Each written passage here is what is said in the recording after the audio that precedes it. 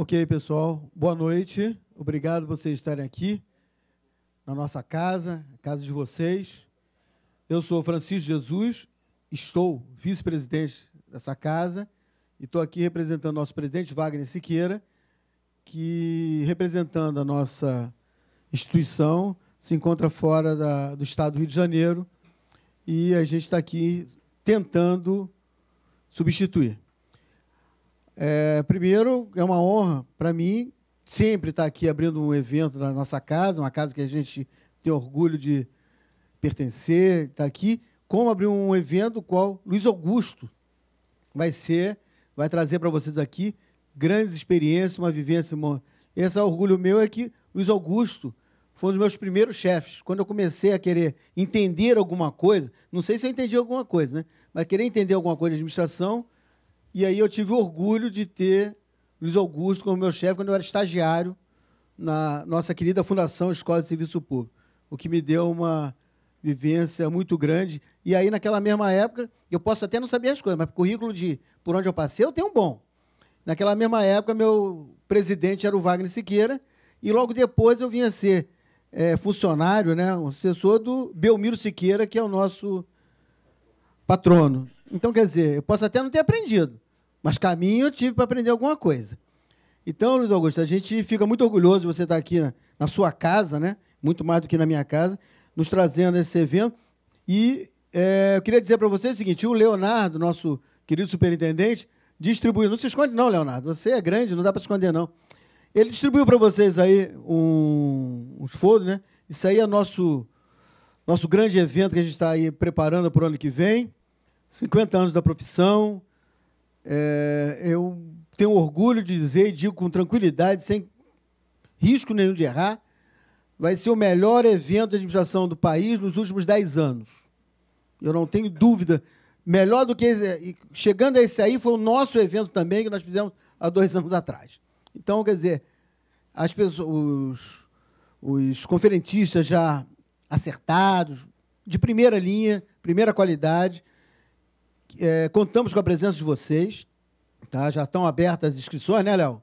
Já estão abertas as inscrições e vai ser o evento do ano, vale a pena estar presente. Além disso, eu convido a todos vocês a acessar o nosso site, www.cra-rj.org.br, e essa apresentação daqui, em breve, vai estar lá à disposição, assim como outras palestras, outros eventos que a gente tem feito. Para quem estava aqui desde o início, foi apresentado aqui um vídeo onde mostra a parte cultural que o CRA tem levado não só aqui na cidade do Rio de Janeiro, mas para todo o interior, como Rei Lear, Mercador de Veneza e agora, mais recentemente, a Casa de Bonecas, assim como o 12 Homens e uma Sentença, um filme dos anos 50, em que a gente trata ali sobre liderança. Então, esse é um dos pontos que estão de inovação da CRA-RJ. E somos, querendo ou não, gosto ou não, somos o CRA de ponta desse país e temos aqui tudo montado, preparado, feito, para vocês utilizarem e trazer para nós também o que é que a gente acha que pode ser feito ainda. Podemos ter novidades boas. Então, tragam isso para a gente, nos informe, e nós estamos aqui à disposição. Tá ok? Muito obrigado por vocês estarem aqui, em nome do Wagner Siqueira, que é nosso presidente, e eu espero que vocês se deliciem e levem grandes coisas aqui das palavras do meu mestre, sempre meu mestre, eu digo isso para ele toda vez que eu encontro, que é verdade, Luiz Augusto.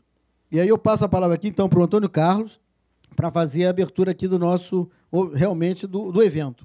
Tá? Eu vim aqui só dar boas-vindas a vocês. Tá? E estamos aqui às ordens, essa casa é nossa. Venham sempre aqui. Tá? Obrigado, Antônio Carlos. Obrigado. Boa noite a todos. É uma grande alegria nós estarmos aqui na casa do administrador, que nos acolhe com tanto carinho. Meu nome é Antônio Carlos Teles, sou diretor do IBCO, Instituto Brasileiro dos Consultores de Organização, Núcleo do Rio de Janeiro, e é o primeiro evento que nós estamos realizando em parceria com o CRA para debater o tema de consultoria. Então, nós queremos agradecer ao Wagner Siqueira, ao Léo, a toda a equipe, a Júlia, ao Josué, a essa equipe maravilhosa do CRA que nos tem ajudado. Eu gostaria de chamar Luiz Augusto Costa Leite, que vai participar dos debates, que é vice-presidente do IBCO, Peter Barr, membro do IBCO, e que está completando apenas 51 anos de atividade, né? Esse jovem de 75 anos. Né?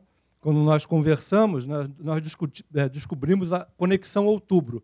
Ele faz aniversário em 14, né?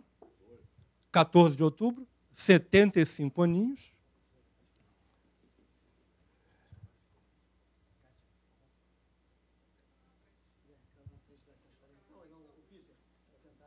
Onde que é melhor ficar? Tá bom? Tá bom.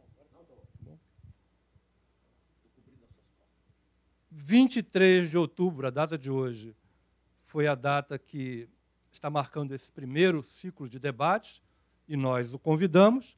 E no dia 28, né, dia 28, ele vai também comemorar 41 anos da empresa intercultural a qual ele dirige.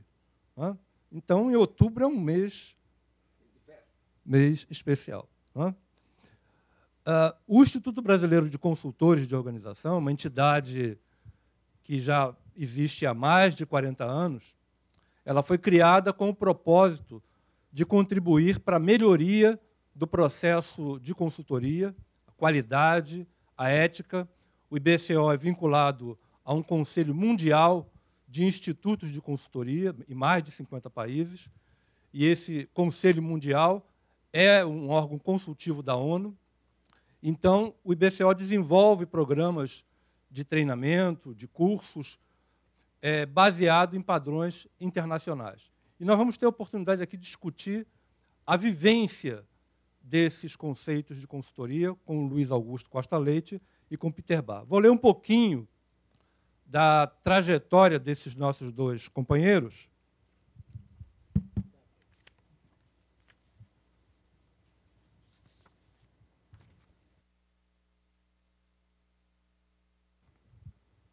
Luiz Augusto da Costa Leite é diretor da Change Consultoria, atua em desenvolvimento organizacional e recursos humanos.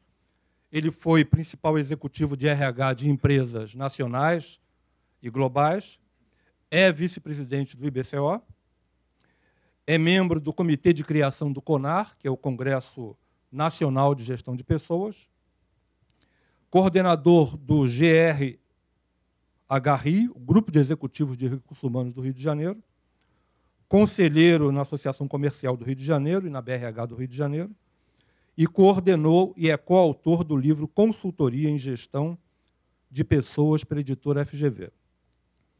Peter Barr, nosso jovem aqui, presidente da Intercultural, psicólogo organizacional e Master of Science in Management e palestrante internacional, conduz os programas da Ken Blanchard Company, da Care International, na América do Norte, América Central, América do Sul e Europa. Atua há 51 anos em pesquisa, ensino superior, consultoria, treinamento, coaching, desenvolvimento de habilidades de liderança e desenvolvimento organizacional. Em 2014, a empresa do Peter, a Intercultural, foi a empresa melhor avaliada no segmento de consultoria de treinamento, entre os 100 melhores fornecedores para RH no Brasil, pela revista Gestão e RH. E há 8 anos está entre os 100 melhores fornecedores. O Peter é membro associado do IBCO há mais de 40 anos. Então, o IBCO decidiu homenageá-lo. Não? É um consultor que tem uma trajetória notável e nós vamos fazer uma singela homenagem por essa contribuição.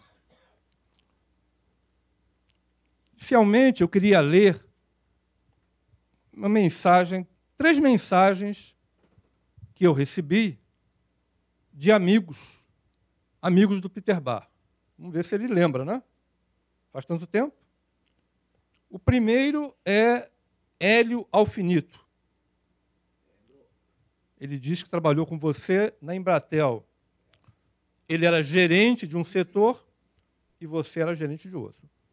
Eu vou ler apenas um pequeno trecho das mensagens, são mensagens mais longas, e eu separei 3, ok? Então, a primeira mensagem, Peter Bar. Peter Bar é meu amigo de longa data. Trabalhamos juntos na Embratel, Rio de Janeiro, nos anos 75 a 79, na área de RH. Cada um gerenciando um segmento. É isso mesmo? É muito justa a homenagem a profissional tão competente e com espírito de equipe e de interlocução diferenciada. Se puder, transmita também a ele as minhas congratulações pela carreira vitoriosa e um abraço fraterno deste amigo de Brasília. E eu trabalhei também fiz consultoria para a Telebrás e também me tornei amigo do Alfinito. Você vê que o mundo é pequeno, não é? É verdade.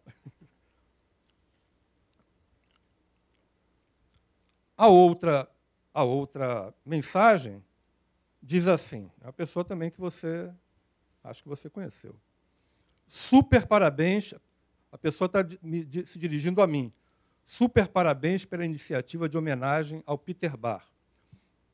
A contribuição dele, é uma mulher, viu o que está falando? A contribuição dele ao trabalho de consultoria no Brasil é realmente fantástica.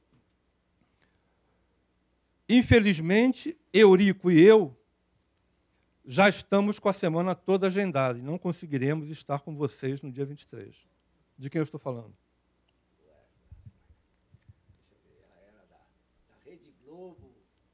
Marluce Dias da Silva, que foi diretora executiva, a principal diretora da Globo durante muitos anos, né? E, em seguida, o Eurico, né, escreve o seguinte, Eurico é deficiente visual, ele é cego, né? Mas é um homem de muita visão. Cego que chega mais longe que eu já vi. Querido Antônio Carlos, Eurico pediu para lhe passar a seguinte mensagem para o Peter.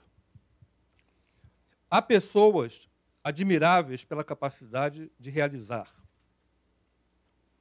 Há raras pessoas admiráveis pelo que realizam e pelo que são capazes de ensinar aos que lhe cercam. Há pessoas absolutamente especiais que, além de grandes realizadores e mestres, são fonte de inspiração de muitas gerações.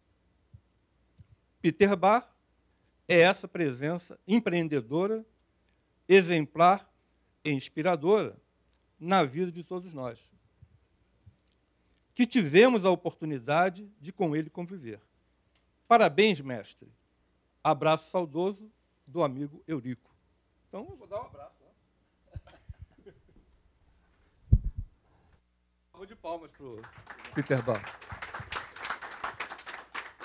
E o interessante é que eu fui aluno. Você lembra de mim como aluno? Não lembra, né? Na fundação? Fui aluno do Peter Bar em 81. Eu era também funcionário da TV Globo naquela época. Era gerente de uma área de planejamento e desenvolvimento. Fiz a pós-graduação tendo o Peter Bar como mestre e fui convocado na TV Globo para liderar um projeto, envolvia na época a criação do próprio Projac, né, que na época se chamava Projeto Jacarepaguá, vingou como Projac, né, mas a origem era essa. E precisava contratar consultores. Né? E foi o Peter Bar que me indicou o Eurico. Né? Essa pessoa, né, na época Marluce trabalhava com ele, né, e que fez um trabalho extraordinário. Né? Eu até hoje em dia, na época eu não tive esse insight, né? Um cego contratado para fazer um trabalho de planejamento estratégico, visão de futuro, na maior empresa audiovisual da América Latina. Né? Então, devo agradecer aqui a indicação do nosso amigo. Vamos, então, agora começar o nosso debate. Ah, ainda ainda tem uma coisa. Helmut, onde está o Helmut? Ainda falta. Quer ler? Tem que botar os óculos.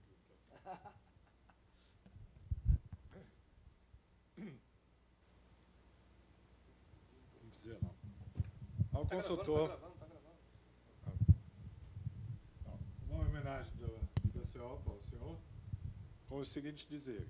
Ao consultor Peter Abbott, o reconhecimento do Instituto Brasileiro de Consultores de Organização, IBCO-RJ, pelos 50 anos de contribuição à profissão de consultor, ajudando o desenvolvimento de pessoas e organizações na busca e conquista do seu melhor desempenho. Então, uma singela mensagem, homenagem. Muito obrigado. Tudo de bom para o senhor. Muito obrigado. E que guarde como recordação. Vou guardar com muito orgulho, com muito prazer mesmo, e fico até realmente comovido. Eu já estou rouco, né? Agora ainda vou ficar afônico totalmente com essa homenagem e realmente me sinto muito gratificado, muito reconfortado. E realmente nos últimos dias, nesse mês de outubro, né, foi meu aniversário há poucos dias atrás, e eu tenho realmente recebido muitas demonstrações de carinho, de afeto, e que me comovem muito. Né? Então, muito obrigado ao IBCO, a vocês e a todos vocês aqui. Obrigado. Guardar com muito carinho e ocupará um lugar de honra. Então, o nosso programa envolve 3 momentos. Primeiro momento, vamos ter a fala do nosso colega Luiz Augusto, em torno de 20 minutos. Peter Bar, o nosso tema, vocês já estão sabendo, é o negócio e a profissão do consultor. Então, o Luiz Augusto vai fazer uma abordagem global, o Peter falando também num aspecto da vivência, da experiência, e depois nós vamos abrir para o debate. Vocês fazerem perguntas, o microfone vai circular para haver uma troca de ideias. Ok?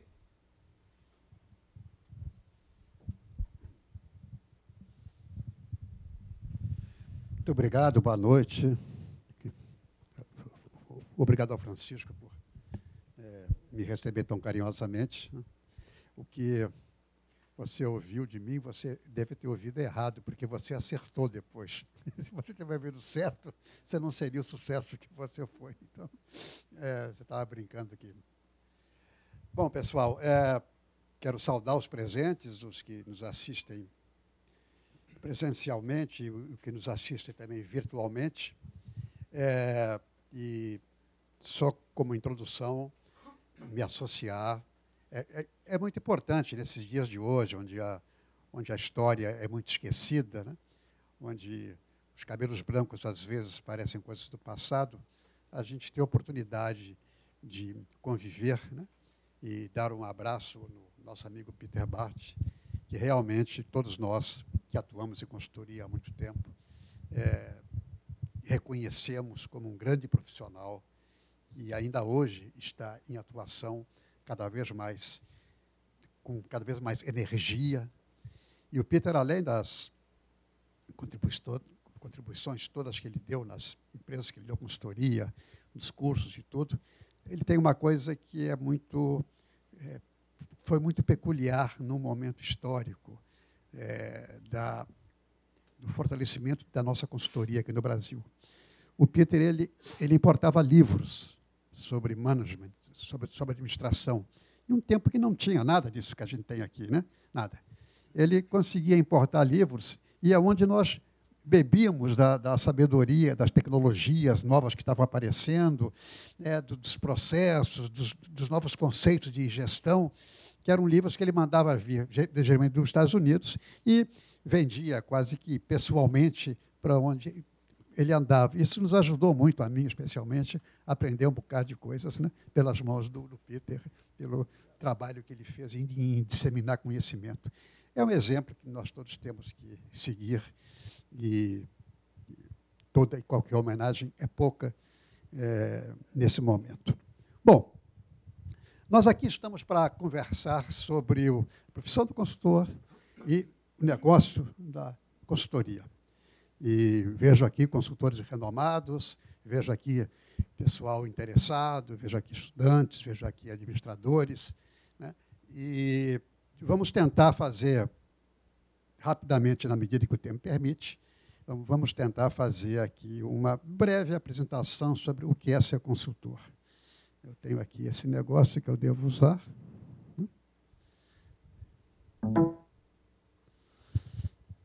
A primeira pergunta é, o que é consultoria, de fato? Que negócio é esse? E, para facilitar, eu estou colocando por escrito, senão eu fico falando e vocês terão mais dificuldade de retenção.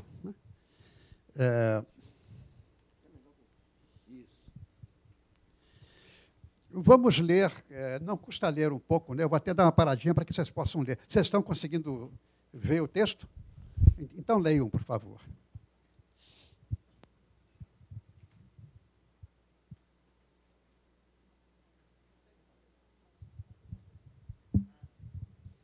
Essa é a definição oficial que o estudo dos consultores tem. E a gente destaca aqui dois focos de atenção. Primeiro, é uma atividade que visa investigação, identificação, estudo e solução de problemas gerais ou parciais.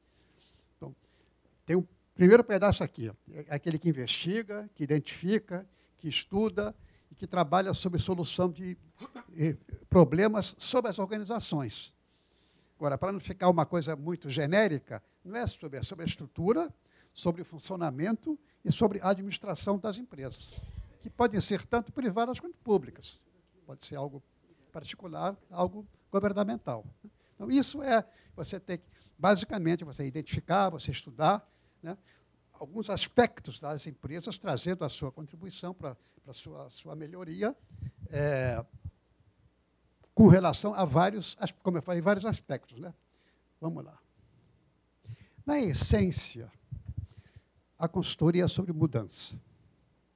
E aí tem uma frase que alguém disse, que eu até registrei aqui, Peter, que é, se não fosse sobre mudança, por que alguém ia querer contratar um consultor? Né? Porque você sempre está, quando alguém lhe traz um problema como consultor, ele sempre está querendo resolver alguma coisa em troca de alguma coisa nova. Porque o modelo que essa empresa, ou que esse cliente está utilizando atualmente não está servindo. Então, muito mais do que dominar certas técnicas de consultoria, a primeira luz que tem que ter, né,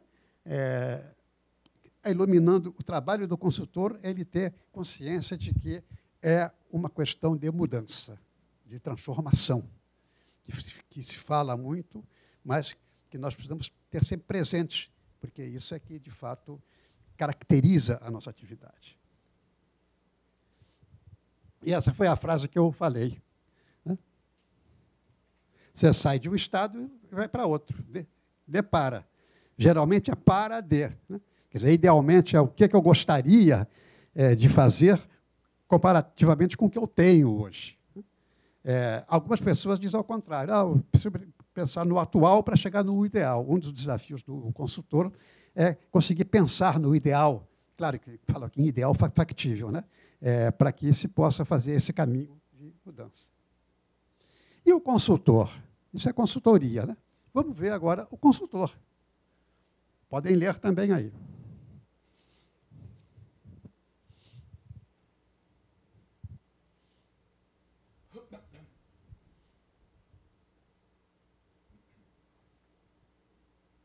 Aqui também tem três coisinhas que eu chamaria a atenção para que a gente possa fixar um pouco os conceitos. O primeiro é o verbo ajudar. Todo o trabalho do consultor é um trabalho de ajuda, é um trabalho de apoio, é um trabalho de suporte. Então, por trás desse conceito de ajuda, tem todo um conjunto de atitudes, de competências e tudo, porque você está ali para ajudar alguém. Não é para fazer o que você quer, mas para ajudar o seu cliente a resolver algum tipo de problema. Então, o objeto do trabalho do consultor pode ser um outro profissional, alguém que esteja com alguma dificuldade momentânea em seu trabalho e chama o consultor. Hoje em dia, é muito comum hoje o pessoal falar em coaching, essas coisas, né? Mais ou menos isso, você ajuda outra pessoa. Você pode ajudar uma área de uma empresa, do departamento X ou Y, está com alguma dificuldade em sua racionalidade de trabalho, em seus objetivos, em seu dia a dia. Né? Então, o foco pode ser uma área e pode ser a empresa como um todo. Você quer fazer uma pesquisa de clima, por exemplo, para ver como é que a empresa está respirando naquele momento, né? Ou, se não for nessa área de clima e tudo, uma pesquisa de mercado para saber mais como é que está o seu nível de competitividade, né, nesse mercado, ou uma intervenção na área de produção, né, como é que eu posso ter processos de melhoria e de qualidade das organizações melhores do que eu tenho hoje. Então, são vários focos de atenção e de trabalho que um consultor pode ter. E uma terceira coisa que eu chamo a atenção, e isso também é essencial, é que ele não é o responsável pela implementação daquele projeto. Alguém pode contratar um consultor para ajudá-lo a fazer alguma coisa. Agora, na hora de implementar, não diga que a implementação é do consultor, porque a responsabilidade de decidir se aquele projeto é bom para a organização ou não, e colocar isso em funcionamento, é do próprio cliente. O consultor pode ter uma grande importância, mas ele não está dentro da estrutura da empresa. Tem muitas empresas que, de uma maneira um pouco mais desagradável, digamos assim, não sabe que tem um problema, né? Não sabe como resolver, às vezes até sabe como resolver, contrata um consultor, e depois, se por acaso a coisa não deu certo, não, isso foi o trabalho do consultor. Não é o trabalho do consultor, é o trabalho da empresa que contratou, que dialogou, que analisou, que negociou, que construiu uma parceria, e que depois achou que aquele projeto valia a pena entrar. Então, o responsável pela implantação de um projeto de consultoria é a empresa, é o cliente, e não o consultor.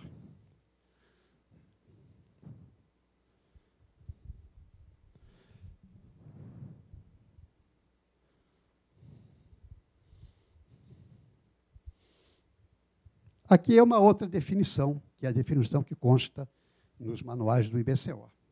Podem ler, por favor. Como está sendo gravado, eu tenho que ler também agora aqui, ao vivo, né?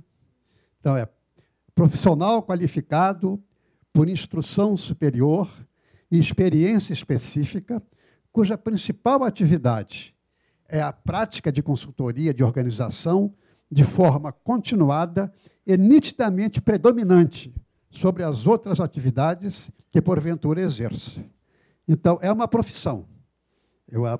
A pessoa tem que ter alguns pré-requisitos, que a gente vai ver já, porque ele tem que ter qualificações, né? Não é qualquer pessoa que, por qualquer razão, pode ser consultor. Ele tem que ter qualificações profissionais para isso, né? E utiliza a consultoria não como um bico, chamamos assim, né? Mas como uma atividade permanente e predominante sobre as demais. É claro que muitas pessoas trabalham e fazem paralelamente suas consultorias e tudo, mas eles são mais profissionais do que consultores. Na verdade, o consultor é aquele que se dedica a isso mesmo, né? Ele dedica a maior parte do seu tempo, porque só assim ele pode focar a sua realização profissional e os benefícios do seu trabalho junto aos seus clientes. E aí vem a pergunta de quem é o cliente, né? Quem é o cliente? Quando você faz um trabalho de consultoria, quem é o cliente? Meu cliente é a empresa. Não. Meu cliente é o departamento. Não. O meu cliente é aquela pessoa que ele contrata, que lhe ajuda a planejar e acompanhar o projeto e que representa a organização. Aquele é o cliente que você tem que estabelecer expectativas, tem que discutir alternativas, ele que aprova, ele que carimba os seus relatórios de trabalho. Então, essa pessoa, dentro da organização, é o seu cliente. Esse eu vou passar porque é muito complicado. Já que nós falamos que o consultor tem que ter qualificações, né, existe o que a gente chama de corpo de conhecimentos. Qual é o corpo de conhecimentos típico de uma atividade de consultor? Já que nós estamos aqui falando com profissionais, né, nós temos que pensar um pouco sobre qual é o conhecimento que um consultor precisa ter para exercer a sua atividade.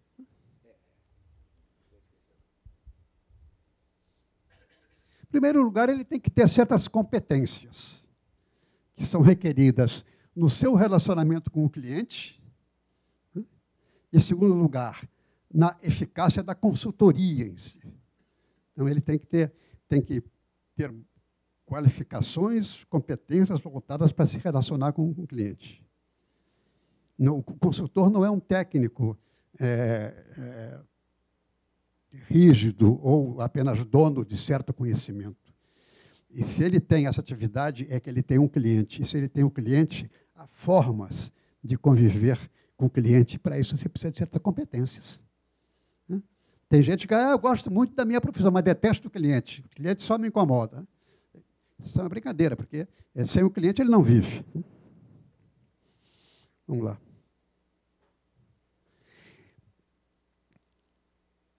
E ele tem que ter conhecimentos, evidentemente, de consultoria. Como é uma profissão, consultoria. Tem técnicas, tem livros, tem conhecimento acumulado, tem pesquisa, tem uma porção de coisas que você precisa saber. Então, não é só você ter o conteúdo na sua cabeça, você precisa saber ativar esse conteúdo. Tem que ter competências sobre organização. Seja eu um consultor da área financeira, na área de recursos humanos, na área de materiais, na área de marketing, qualquer área, o consultor ele precisa ter conhecimento sobre como é que funciona uma organização. O que é uma organização? Ele não é um técnico isolado de uma especialidade única. Né? Porque, como ele trabalha com os outros, ele tem que necessariamente saber ter uma visão mais completa, né? Sobre coisas como estratégia, como planejamento, né? Como liderança, saber fazer análise organizacional, né? Gestão de projeto, estratégia, eu já falei. Isso são conhecimentos que ele tem que ter em maior ou menor profundidade, mas ele tem que conhecer a empresa, tem que conhecer a administração, ele tem que conhecer a organização. Senão, ele vai apenas trazer um conhecimento que a organização não tem, e, na hora de ele propor à organização o seu aproveitamento, ele pode bater de frente com uma série de impropriedades, porque ele não considerou que a organização é uma coisa sistêmica e que aquele projeto que ele está fazendo é um projeto que vai repercutir em várias outras áreas, quer queira, quer não. Então, esse conhecimento sobre organização e administração, ele precisa ter. Ele tem que ser um especialista. Né? Ele tem que ser um especialista ou em coisas funcionais, ou seja, você não é um consultor de tudo. Você é um consultor sobre liderança, você é um consultor sobre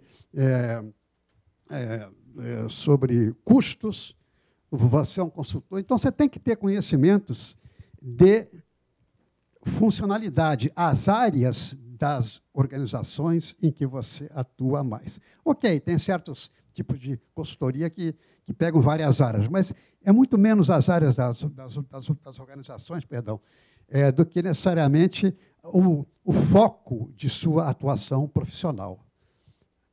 Se um cliente chegar e pedir, você fez um trabalho bom aqui nessa área, já que você se relaciona, você não quer fazer naquela outra área também? A tentação é sim, porque ele precisa sobreviver, é um contrato que está ali, batendo na porta dele. Mas a consciência profissional diz, não, e para isso eu não tenho competência. Posso até ajudar, mas isso eu não tenho competência. E alguns consultores também atuam em setores. Você tem consultores, aí não obrigatoriamente, né, que são especialistas na área bancária, outros consultores na área automobilística. Tem consultores que são focados em certas áreas, certos segmentos de negócio, digamos assim. E ele tem que ter, por fim, nós já vimos o conhecimento da organização, o domínio de técnicas de consultoria, o foco em certas especialidades. Ele tem que ter também o conhecimento de cenários. Ele está escrito político, econômico, social, tecnológico, legal e meio ambiente. Ele tem que ter uma noção de cenários, como eu falei antes, que toda abordagem tem que ser sistêmica, né? E ele tem que ir além da organização. Ele tem que saber pensar fora do seu cliente ou da empresa e quais são os cenários que estão acontecendo na sociedade, no mundo do trabalho, no mundo dos negócios, que estão condicionando as empresas a agirem de uma ou de outra forma. Então, nesse sentido, ele tem que ampliar a sua perspectiva profissional para melhor cumprir os seus contratos com os seus clientes. Você tem dois tipos clássicos de consultor. Tem os consultores chamados de conteúdo, que são aqueles para quem você encomenda certos tipos de trabalho. Por exemplo, a empresa precisa de um plano de cargos. Tem consultores que são especialistas em plano de cargos. Ele chega, você dá o problema, ele faz, levanta, faz as pesquisas, estuda e te traz um manual pronto. Isso é o que a gente chama de consultor de conteúdo. Tem outro tipo de consultor, que chama-se de processo, que ele não é especialista, pode não ser especialista em nenhum conteúdo, mas ele coloca a sua atuação ajudando a empresa a pensar sobre como que ela tem que resolver aquele problema. Então, na hora que você vai fazer, por exemplo, uma empresa que tem um problema para desenvolver equipes, eu tenho muitas demandas disso, né? A gente tem que trabalhar a equipe, o pessoal é pouco qualificado, não sei o que lá. Então, chamo um consultor para me ajudar a fortalecer a eficácia das equipes. Na verdade, ele está sendo aí um consultor de processo, porque ele não vai dizer como a equipe que tem que funcionar, porque ele não faz parte daquela equipe. Quem faz parte da equipe são os membros da equipe, o chefe e os subordinados. Mas ele aplica processos de reflexão, de diálogo, aplica exercícios, aplica trabalhos conjuntos, leva a equipe a definir os seus objetivos, leva a equipe a definir quem faz que tipo de trabalho com quem. Então, ele tem todo um conjunto de competências nesse sentido mais de ajudar a empresa nos processos que ela... Às vezes, o que acontece com a frequência é que pode ser um pouco dos dois, né? Mas, classicamente, você tem o sujeito que carrega a caixa sozinho e o sujeito que estabelece aí um trabalho conjunto.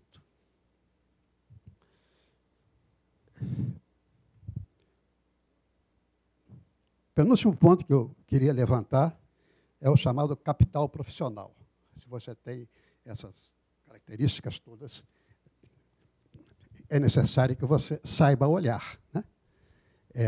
O consultor tem três coisas fundamentais. Ele tem que saber ouvir, né? Ele tem que saber perguntar, né? E tem que saber intervir, fazer que a gente chama de intervenção, né? Nos processos. Então, para que você seja um consultor adequado, a gente precisa de pelo menos esses, vamos chamar isso de competência ou de capitais, se a gente quiser chamar assim, né? Tem que ter um comportamento ético, é uma questão de atitude, né? É o chá, você sabe, CHA, né? Conhecimento, habilidade e atitude, né? Ele tem que ter ética, e nós já vamos ver o que e por quê. Ele tem que ter uma boa visão do cliente, precisa saber quem é o cliente, precisa estudar o cliente, precisa pesquisar, precisa sentir o cliente como ele de fato é. E ele precisa também ter uma grande competência diagnóstica, que o consultor, basicamente, antes de agir, uma das coisas, lá no começo aparecia isso, na nossa palestra, ele tem que fazer um diagnóstico. A primeira coisa que o consultor se prepara é fazer, vamos fazer um diagnóstico. Então, ele vende para o cliente para fazer o diagnóstico, tá certo? Porque vai gastar tempo, ou meia hora, não sei o que lá. Mas ele tem que saber, e para você fazer um bom diagnóstico, você tem que ter...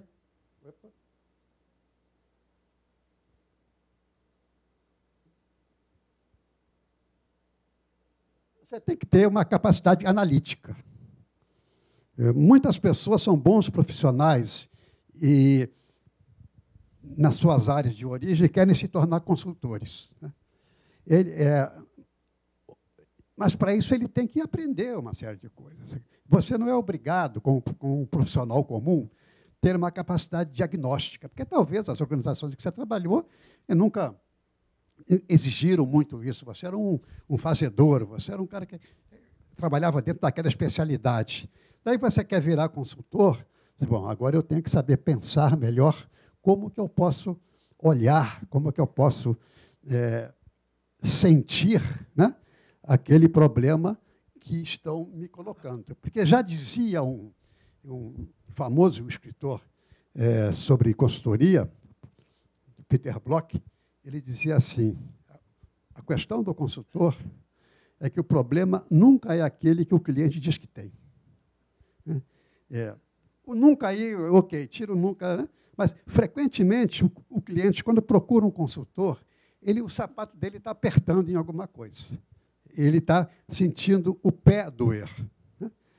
Então eu tenho um problema do tamanho do sapato, que ele chama o consultor para dizer, pô, eu preciso arrumar outro sapato. Estou aqui fazendo uma brincadeira, mas tudo bem, né? De vez em quando o problema não é o sapato. O problema pode ser o pé, o problema pode ser o chão, o problema pode ser o sapato, pode ser uma porção de coisas. Mas o cliente, frequentemente, ele mostra a dor. Como a gente vai ao médico. Eu fui a fisioterapeuta, estou com uma dor no ombro. Bom, aí precisa ver se é o osso, não sei o que lá, se é isso, aquilo lá. Né? Porque eu mostro a dor. E o cliente também, com muita frequência, mostra a dor para nós. Então, a gente tem que uma outra coisa que é óbvia é a capacidade de relacionamento. Você tem que saber se dar, se comportar com o cliente. Você tem que saber ler, né, o pensamento dele, ler as necessidades dele, conversar, se comunicar. Aí a palavra comunicação é chave, né? Você precisa ser um bom comunicador, porque você vai estar envolvido frequentemente em reuniões, palestras, seminários. Então, você tem que saber se relacionar com todas as pessoas com quem você está envolvido durante um projeto. Se aquele técnico clássico do eu sou um técnico, eu sei o que precisa fazer e deixa comigo que eu faço sozinho. Não vai dar. Não vai dar, porque ele tem que saber se relacionar. Pensamento sistêmico nós falamos aqui, né? Muito mais você vê as conexões entre a parte e o todo, né? Sempre pensando que dentro das empresas há um fluxo, né? Um fluxo de processos, de atividades, de uma série de coisas, e eu tenho que saber fazer a ligação disso tudo e não apenas ter o foco na parte, mas ter o foco no todo também. Gestão da mudança, nós já vimos aí desde o começo que o negócio do consultor é a mudança, melhorar uma situação de onde ela está para onde ela precisará estar. Né? Ele tem que saber, isso é uma coisa muito importante, que a gente muitas vezes menospreza. Ele tem que saber metodologia da intervenção. O que é metodologia? Tem que saber fazer a intervenção. Como o médico tem que saber fazer a operação, nós temos que saber fazer as nossas intervenções, que às vezes são de uma maneira, às vezes são através de pesquisa, às vezes são através de grupos focais, às vezes são através de trabalhos de equipe, às vezes são através de assessments, de avaliações, coisas desse tipo, que são técnicas. Então, o consultor tem que dominar técnicas de consultoria, e não apenas as técnicas daquilo que ele se propõe como consultor. Se ele não souber fazer uma entrevista direito, né, se ele não souber fazer um levantamento de dados direito, se ele não souber conversar com o cliente, olho no olho, dizendo, bom, nesse caso, eu tenho que ser um pouco mais catalítico, no sentido de absorver o que ele está dizendo. Nesse caso, eu tenho que ser um pouco mais pragmático, no sentido de dizer que você pode estar errado. Como é que eu chego a essa decisão? Se eu conseguir estudar e entender técnicas de intervenção de consultoria. Essa é a palavra técnica, né? Mas tem que ter processo de consultoria. Tem que conhecer isso. Poucas vezes, quando falo em consultoria, eu falo isso. Autodesenvolvimento. É uma profissão que o sujeito nunca para de estudar. Se você não é movido por estar sempre aprendendo, porque você está fora da empresa. Para a empresa, o consultor é aquele que sabe mais e que sabe antes. Por isso que ela vai lá fora pegar alguém que tem algum conhecimento que a empresa não tenha, e alguém que já chegou lá, né? Que já viu antes. Então, nesse sentido, ele tem que estar sempre se preparando, tem que estar sempre estudando, lendo, frequentando congressos, etc. e tal, para se desenvolver permanentemente, mais do que qualquer outro profissional. E, finalmente, ele tem que ter resiliência, porque ele lida frequentemente com resistências, lida com fracassos eventuais, lida com projetos que não conseguiram ser implementados, apesar dele ter feito o melhor dos seus esforços. Então, nesse caso, eu diria que a palavra resiliência cabe muito bem, porque vocês todos sabem o conceito de resiliência que vem da física de materiais, né? São corpos que aguentam bem impactos sem se destruir, como o aço, por exemplo, ou ferro, coisa parecida. O consultor também, porque ele não tem o poder, ele não manda em ninguém dentro da empresa, ele está entrando em ambientes dos quais ele não pertence, ele está propondo inovações que muitas vezes as pessoas não estão dispostas a aceitar, ele está lidando com tipos de profissionais executivos que vão desde aqueles caras camaradas até aquele fortemente autoritário, que acha que só ele sabe as coisas e que o consultor está querendo enganá-lo. Então, ele tem que ter uma capacidade de resiliência nesse sentido. E, para finalizar, essas são, portanto, algumas competências. Eu fiz errado.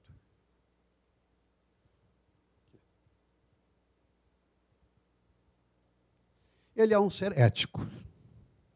Ele não pode vender o que ele não sabe que pode entregar. E a ética do consultor, ela se refere não só ao cliente, mas também a tudo o que o cerca, né? Tem que fazer ofertas que estão de acordo com a sua competência, falamos isso um pouco atrás. Tem que respeitar a confidencialidade e o material proprietário de clientes e parceiros. O consultor geralmente lida com coisas confidenciais, que não são abertas a todo mundo. Ele tem que respeitar e tem que garantir ao cliente que aquela informação que ele está obtendo será mantida em nível confidencial. Utilizar material alheio somente com autorização. Peter sabe o que eu estou falando. Respeitando direitos e propriedades intelectuais. Muitas vezes, que legal isso aqui, deixa eu botar aqui na transparência. Mas quem é que fez isso? Foi você? Não, eu copiei de algum lugar. Não, você tem que respeitar a propriedade alheia. Isso é fundamental. Isso é em consultoria, que você faz longos relatórios, tem que citar coisas e tudo. De vez em quando, consultores colocam como deles frases que são de alguém famoso que fez a frase, o sujeito tira o nome de baixo e coloca como dele. Não estou dizendo que isso seja prática, estou dizendo que quando você fala em ética, essas coisas têm que ser consideradas. Cobrar pelo serviço, reembolsando-se do que for direito e devolvendo pagamentos indevidos. Eu já conheci casos de que, com frequência, eu já conheci casos em que o consultor não conseguiu entregar algo porque ele já tinha sido pago e ele devolveu ao cliente aquele dinheiro. Ou porque o cliente não... Tem casos extremos, né, onde o cliente não aceita, não é isso que eu... Mas isso pode ser isso também. Isso é discutível. Mas se você não... Você tem que cobrar direito. Cobrar pelo seu tempo, pela sua hora, pela sua competência. Agora, se você vendeu e não entregou, devolva. Adotar práticas de marketing com informações, citações e indicações corretas sobre clientes e resultados. Porque tal pesquisa mostrou que não sei o que lá. Isso está certo? Aqui, de novo, estou colocando de outra maneira,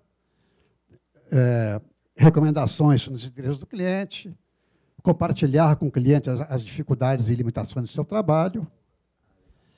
E a outra interessante, no caso de trabalhar para clientes concorrentes, informá-los respeitada a exclusividade de projetos. Então, se eu estou vendendo algo para uma empresa, para uma indústria de latas, e também tem outro cliente em outra indústria de latas, eu não posso esconder isso. Tem que manter a confidencialidade e tudo, mas o cliente tem que saber. Finalmente, não utilizar de conhecimento adquirido no cliente para negócio de benefício próprio, obteve alguma informação confidencial lá do cliente. Pô, eu posso fazer isso, aquilo, não sei o que lá, e vai lá e ganha um dinheirinho nisso. Mas ele obteve de, tipo, inside information, né? Evitar conflitos de interesse, e aí ele...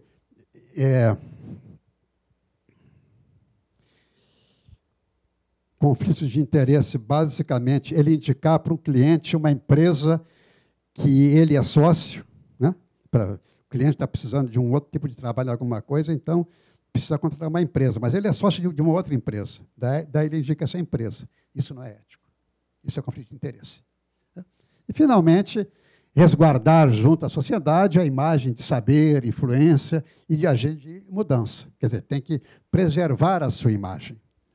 Não é esse consultor que você vê nos jornais aí, fulano de tal foi consultor não sei de quê e deu dinheiro não sei para quem. Não, isso não é consultoria.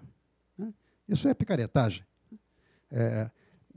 Às vezes as pessoas botam, né, a marca de consultor para coisas que não tem nada a ver. São coisas meramente operações comerciais, frequentemente ilícitas até. E daí sai no jornal que o consultor não sei o que lá, e nós, que somos honrados e ganhamos a nossa vida com o suor do nosso rosto, corremos o risco de entrar no meio de um negócio chamado consultor, né? Que é quando o cara, quando perde o emprego, bota lá, falando, tal consultor. Né? Não é consultor, né? Bota só um nome, mas não é consultor. Está no mercado, está sem emprego, paciência, mas não coloca consultor. Bom, gente, eu já abusei da paciência de vocês. Essa questão ética está aqui nesse material. Você distribuiu o que foi, né? Vocês têm aí um material que é o Código de Ética do IBCO, que mais ou menos diz essas coisas que eu estou falando aqui, e que realmente é o nosso guia de atuação. Então, basicamente, eram essas coisas que eu queria passar a vocês como essenciais para o trabalho de um consultor. E passo agora a palavra ao querido Peter para dar o brilho necessário que essa reunião merece.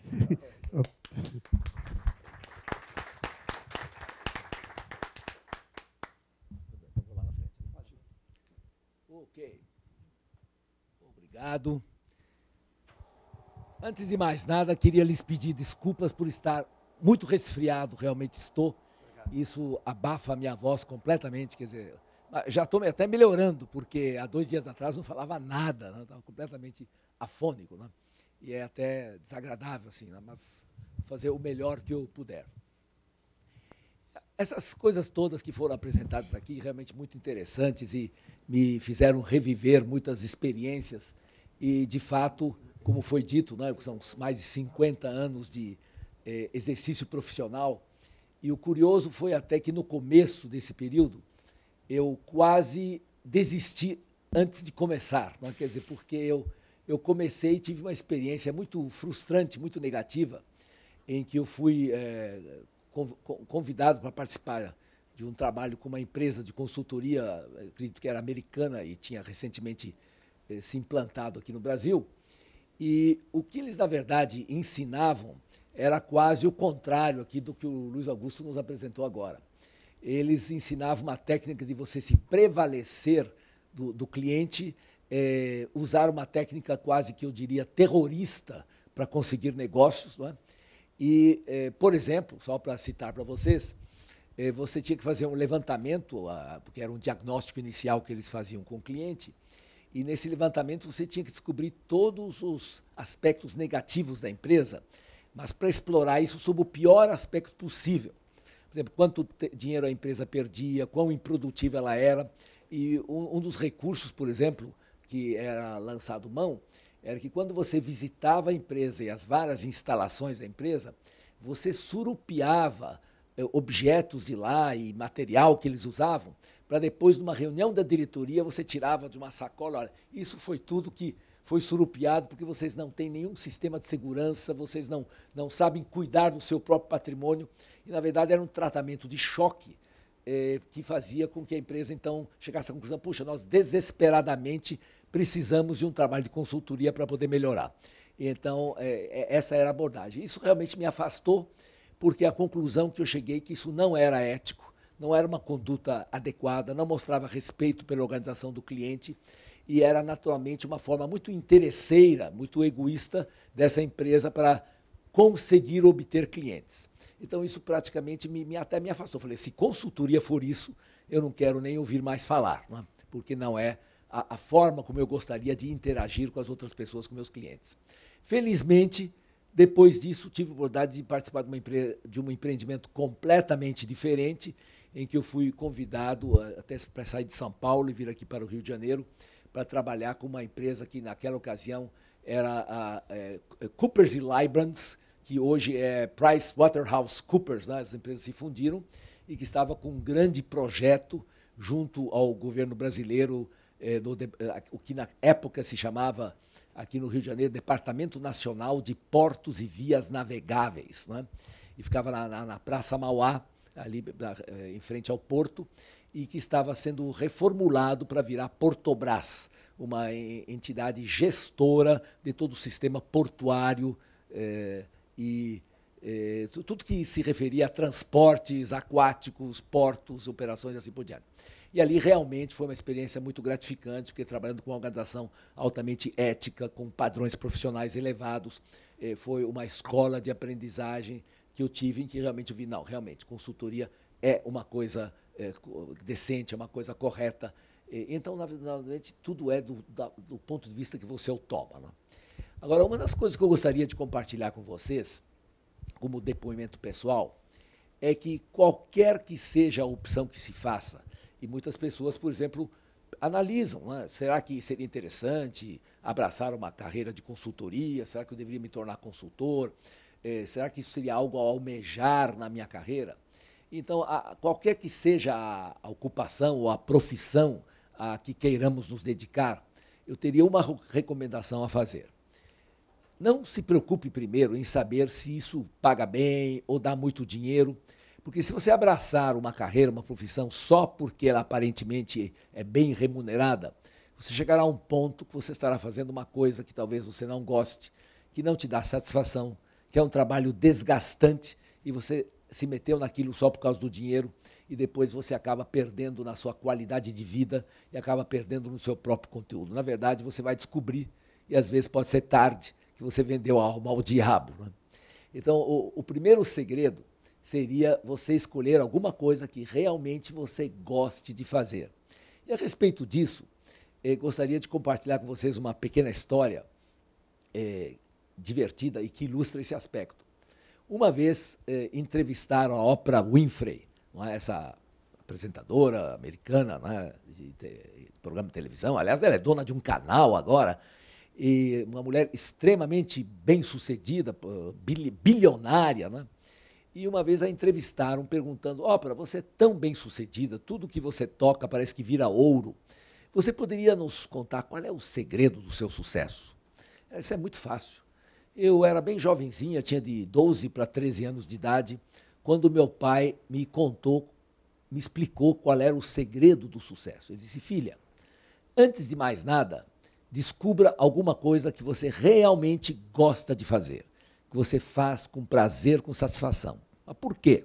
Porque se você fizer com prazer, com satisfação, você fará bem, você se dedicará, você não ficará cansada com o seu esforço, porque você estará fazendo uma coisa gostosa, satisfatória, gratificante, e aí você poderá ser melhor até que a maioria das pessoas, que é exatamente que você está fazendo uma coisa que você ama fazer, que você faz com paixão. Então, o primeiro segredo do sucesso é buscar algo pela qual você pode ter paixão, que você realmente ama fazer.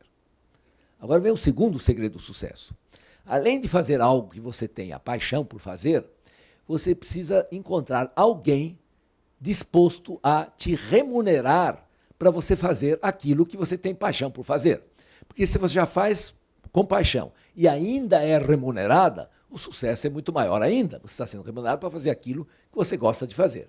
E aí a Oprah concluiu, e ainda bem que eu escolhi a minha carreira antes de ter descoberto o sexo. Porque vocês imaginam qual teria sido a profissão que ela teria abraçado se ela tivesse optado por essa outra. Bom, mas então isso pode parecer uma piada, pode parecer engraçado, mas tem muito de verdadeiro. Então existem, na verdade, 3 fatores fundamentais. Um é a paixão. Inquestionavelmente, se você não fizer com paixão, é melhor não se meter a fazer. porque vai transparecer que você está fazendo aquilo por obrigação. Vai ficar claro, todo mundo vai conseguir enxergar isso. Segundo, você tem que desenvolver a sua competência. E como o Luiz Augusto mostrou aqui, é um processo de aperfeiçoamento contínuo. Não é porque você fez isso há 5 anos, há 10 anos, que você já sei tudo sobre o assunto. Pelo contrário, você acaba descobrindo que existe muito mais para aprender do que tudo que você aprendeu até hoje a respeito. Portanto, a jornada continua. E só para exemplificar, eu estou há muitos anos ensinando liderança, treinando gerentes e executivos e procurando ajudá-los a desenvolver as suas habilidades de liderança. Não obstante, há exatamente um mês atrás, pouco menos de um mês atrás, na última semana de setembro, eu estava nos Estados Unidos, em San Diego, na Califórnia, na Blanchard, fazendo um novo curso de liderança, que é a última versão que eles acabaram de lançar, com muitas novidades, com muitos incrementos, com muitas coisas realmente interessantes, não tanto na essência do conceito, quanto na forma de transmissão, muito mais dinâmica, muito mais envolvente. Então, eu estava ali como um aluno, como participante, aprendendo, não é, novas versões, adquirindo novas habilidades. Então, acho que uma coisa que você nunca pode perder é a habilidade de aprender, de buscar, de estudar, de se informar, de continuar no caminho do autoaperfeiçoamento. E aí, então, se você juntar a sua paixão com o desenvolvimento constante das suas habilidades, o seu aprimoramento, e procurar alguma coisa que o mercado ou a empresa esteja disposto a remunerar, você terá encontrado realmente a chave do sucesso, porque você terá os fatores fundamentais que levam ao sucesso em qualquer tipo de carreira, em qualquer profissão. Então, a recomendação que eu poderia dar é procurem conhecer mais de perto a atividade pela qual vocês estão se interessando para tomar a primeira e mais importante decisões. Eu vou me sentir bem fazendo isso, eu gosto de fazer isso, isso vai me dar satisfação, isso vai me gratificar, eu vou fazer com entusiasmo, e aí você tem pela frente essa jornada de aprimoramento, e é claro, é justo procurar algo que seja adequadamente remunerado e reconhecido no mercado. E também um outro aspecto, o Luiz Augusto chamou a atenção, uma das habilidades que o consultor precisa desenvolver é a questão do diagnóstico. Quer dizer, por quê? Vejam bem, da mesma maneira que na profissão de medicina, nós teríamos muito pouco respeito por um médico ao qual nós procurássemos e na consulta ele dissesse, olha, já sei qual é o seu problema, você toma este remédio 3 vezes ao dia, faça isso, faça aquilo. O sujeito não perguntou nada, não quis saber nada sobre mim. Então, a gente não teria muito respeito por esse profissional, porque acharia que, possivelmente, ele tem algum outro interesse. E eu me lembro que já trabalhei numa empresa onde havia um departamento médico, o qual as pessoas procuravam, principalmente quando queriam alguma dispensa, alguma licença, alguma coisa assim, e, enfim, qualquer mal-estar, qualquer pretexto que tinham. E aí, fui procurar o doutor fulano. Ele deve ter prescrito Plasil. Ué, como é que você sabe? Ele prescreve Plasil para todo mundo. Então, não sei se é porque ele tinha amostras grátis do laboratório ou tinha algum incentivo especial, não é, dos fabricantes do Plasil, mas era o grande receituário dele. Então, existem médicos, infelizmente, que prescrevem medicamentos independentemente de verificar qual é realmente o problema do paciente e o que ele precisa. Então, da mesma maneira, o diagnóstico é digamos, a ferramenta fundamental do consultor. E uma das coisas que é essencial para você fazer um diagnóstico é aprender a fazer perguntas. E olha, essa é uma habilidade muito, digamos, sofisticada, que você tem que ir aprimorando ao longo do tempo, e principalmente a capacidade de fazer perguntas abertas. Porque muitas pessoas, todos nós, temos quase que vício de fazer perguntas fechadas. E a situação até engraçada que eu gostaria de descrever é, por exemplo, você tem um chefe explicando a alguém que se reporta a ele, um colaborador, uma tarefa ou um projeto, alguma coisa que ele espera dele. E no final de uma razoavelmente extensa explicação, ele pergunta, entendeu? Ou então, variante, ficou claro? Outra variante, alguma dúvida? Então, o que vocês acham que alguém responde, digamos, está lá o colaborador que se reporta àquele chefe, o chefe lhe deu uma explicação, lhe passou uma atribuição, uma tarefa, e depois pergunta, entendeu? qual é a resposta que o colaborador vai dar com 99% de probabilidade? Sim, entendi, claro. E aí, e qual é a certeza que o chefe tem de que de fato houve a compreensão? Tem alguma certeza? Nenhuma. E quando que ele vai descobrir se de fato houve aquela compreensão ou não? Depois, mais tarde, quando já não deu certo e surgem os problemas, e ele diz, não, mas eu pensei que era isso. Não, mas você disse que tinha entendido. Sim, mas eu achei que era isso. Bom, então, então, como é que você sai de uma encrenca dessas? Aprendendo a fazer perguntas abertas, por exemplo. Então, em vez de entendeu, ficou claro, alguma dúvida, você deve perguntar como é que a pessoa entendeu. Algumas pessoas dizem, ok, já captei. Então, vamos fazer a seguinte pergunta. Agora é aberta, não é? Para que eu possa verificar se você entendeu o que eu acabei de lhe explicar, me repita o que eu disse agora. O que vocês acham dessa versão? É boa? Agrada?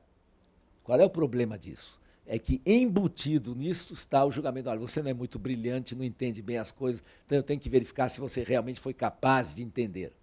Então, essa não é a maneira adequada. Então, a maneira correta e respeitosa seria, para que eu possa verificar se fui claro na minha explicação, você poderia me resumir como vai conduzir esse projeto? Deu para sentir a diferença? Então, eu estou fazendo uma pergunta aberta, mas colocando em mim a responsabilidade da clareza e pedindo à pessoa que confirme aquilo que ele conseguiu, não é, entender, se eu conseguir ser suficientemente claro. Agora, como é que essa questão das perguntas abertas se aplica a cliente? Uma das coisas que eu aprendi é que o cliente, quando chama você, e chama porque você foi recomendado ou ouviu alguma referência, alguma coisa assim, ele imagina que você é um expert naquele produto, naquele sistema, naquele método. Então, a primeira coisa que ele te pede é obrigado por ter vindo aqui. Poderia, então, nos descrever como funciona a sua metodologia, o que você tem a nos oferecer? Então, se você fizer isso, você estará incorrendo num erro muito grave. Você estará apresentando a solução antes de conhecer o problema. Porque a minha solução é essa. E vejam bem, se a única ferramenta que eu possuo é um martelo, o que eu fico procurando no mundo? Pregos, para bater na cabeça deles. Então, se a minha ferramenta é um martelo, o mundo está cheio de pregos e eu estou procurando pregos para dar marteladas. Então, eu oferecer a minha solução antes de saber qual é o problema não funciona. Então, o que eu costumo fazer é perguntar para os clientes. Bom, o senhor provavelmente chamou porque está interessado em algum treinamento de liderança. Perfeito. E eu realmente tenho o prazer de poder lhe oferecer um excelente programa de treinamento de liderança. Agora, para que eu realmente possa ter certeza que estou lhe oferecendo alguma coisa que vai fazer diferença para o senhor e sua empresa, o senhor poderia me dizer, para que o senhor considere que isso foi o melhor treinamento de liderança que o senhor já teve aqui na sua empresa, o que o senhor esperaria que mudasse em consequência dos seus gerentes, por exemplo, serem treinados nessa metodologia? O que deveria mudar? O que eles deveriam fazer depois do treinamento, diferente do que eles faziam antes, e que o senhor consideraria que valeu a pena? O que vocês acham? Essa pergunta permite receber informações importantes e relevantes? Claro. Aí ele vai me dizer, não, o que eu espero é isso. Né? E aí eu digo, mas por que o senhor chegou a essa conclusão? Houve problemas que levaram a isso? Não, aconteceu isso, e houve esse episódio. E aí ele começa a falar dele, da organização dele, dos problemas dele, o que está atrapalhando. E a gente pergunta, e o que o senhor esperaria obter? Qual é o resultado desejado? Até que ponto isso é diferente do que o senhor tem hoje? E agora você tem informações valiosíssimas para, agora sim, poder apresentar algum produto, algum método, alguma metodologia, algum recurso, alguma ferramenta que possa atender àquela expectativa do cliente. Porque enquanto você não souber qual é a expectativa do cliente, você não pode legitimamente oferecer a ele uma solução. E se você quer oferecer uma solução, tem que ser para o problema do cliente e não para a sua solução favorita, aquela que você tem e por acaso está aqui dentro da sua pasta, não é? É aquela que você promove ou aquela que te dá mais lucratividade e assim por diante. Então, essas coisas você aprende, claro, em treinamento, e você pode ser treinado nisso, e aprende a diferença que isso faz. e, de repente, você nota que vocês estão falando de coisas fundamentais para o cliente, para a sua empresa, para a sua prosperidade, para o seu desenvolvimento. E aí é onde você começa a enxergar a sua oportunidade de contribuição. Aí é que você pode realmente agregar valor.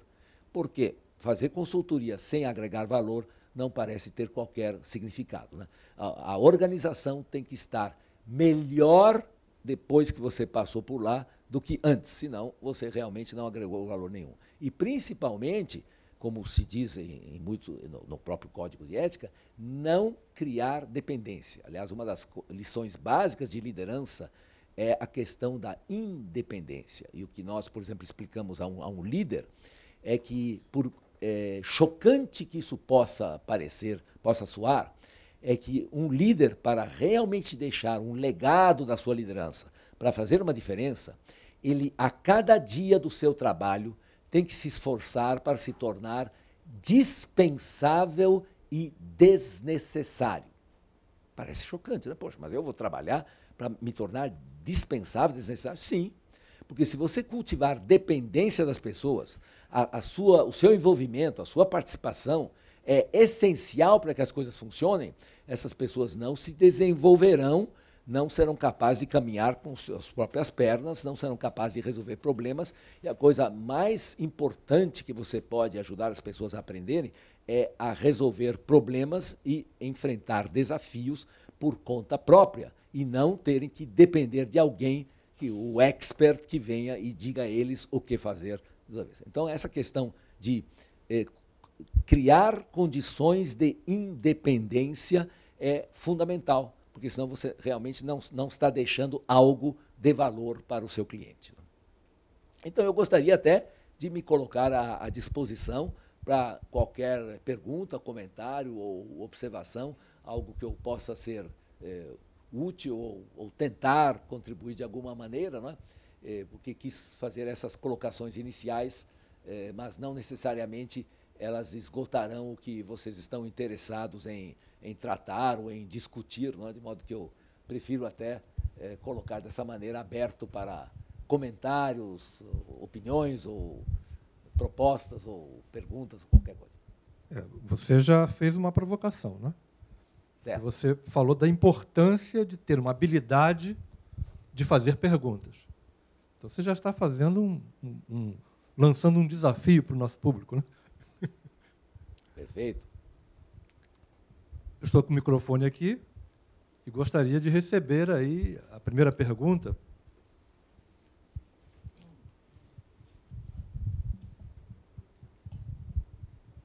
Boa tarde, eu sou recém-formado. O assunto de consultoria me interessa muito. Eu tenho uma identificação inicial, apesar de não conhecer profundamente, e é exatamente por isso que eu vim aqui. Eu fiz um estágio na área de administração. Atualmente, a minha única experiência em administração, eu era instrutor de informática, eu era professor de informática. Quando fui escolher minha graduação, eu optei por administração, que é a área que eu me identifico mais. Então, eu participei desse estágio, eu me senti muito, muito feliz, muito realizado, e parti para o mercado depois do estágio para conseguir alguma vaga efetiva depois de formado. Eu estou participando de 2 processos seletivos em 2 empresas de consultoria, que, segundo minha pesquisa, são as 2 maiores do Brasil, talvez do mundo. Mas eu não tenho ainda nenhuma experiência numa empresa na área de administração. Então, o meu questionamento é se, para a minha carreira, seria mais saudável ter uma experiência em algumas áreas de administração antes de começar a trabalhar numa empresa de consultoria. Ou se talvez trabalhar numa empresa de consultoria seria uma forma mais adequada de desenvolver competências em administração. Provavelmente, qualquer um dos 2 caminhos poderia ser útil, né? Depende da oportunidade disponível. Se você trabalha numa empresa, adquire experiência num determinado setor, eventualmente, uma das coisas importantes é diversificar ao máximo possível a sua experiência. Porque, como consultor, existe o especialista de conteúdo, mas existe o de processo, né? Então, que você trabalha com vários tipos de situações e vários clientes. Então, o útil seria você ter uma experiência real, não importa se inicialmente seja até não ganhando muito, mas até para adquirir essa experiência e acumular. Agora, se a empresa de consultoria lhe oferecer uma oportunidade de contratá-lo, você vai começar naturalmente como consultor júnior, não é? E aí será um aprendiz e terá colegas mais experientes e com os quais você aprenderá. E se tiver a oportunidade de passar por vários setores e mostrar interesse em aprender, você crescerá dentro da organização. E aí também ampliará as suas oportunidades. Então, na verdade, eu acho que qualquer um dos dois caminhos seria viável, né? Por favor. Nos Estados Unidos, quando o pessoal se forma nas faculdades, uma das primeiras atividades que os formandos preferem e correm atrás é trabalhar em empresas de consultoria. As empresas de consultoria vão às faculdades, né, montam lá esquemas para atrair, porque aí eles formam o consultor. Né? Você pode conhecer uma empresa dos dois lados. É claro que é muito bom você ter uma experiência interna, eu acho isso fantástico.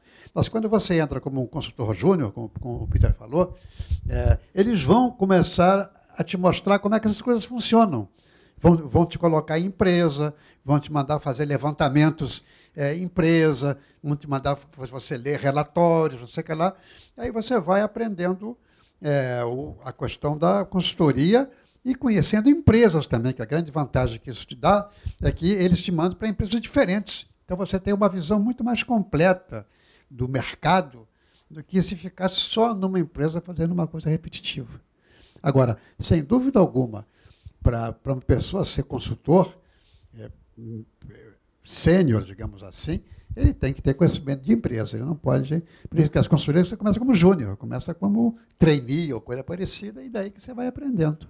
Eu acho que você está concorrendo bem, eu acho. Perfeito, agradeço. Ok. Obrigado, Luiz Augusto. Bom, como nós temos essa fase realmente de debates, eu gostaria de chamar o Luiz Augusto, Peter, ficar à disposição ambos. Ok. Que as perguntas poderão vir tanto para o Luiz Augusto como para o Peter Bar. Zé, pode sentar. Quem mais gostaria de fazer uma pergunta?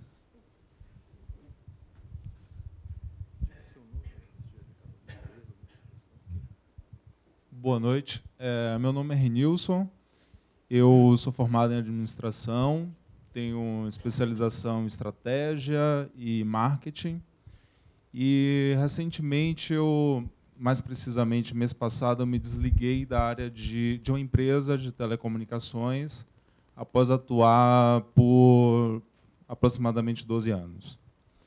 E eu sempre me identifiquei com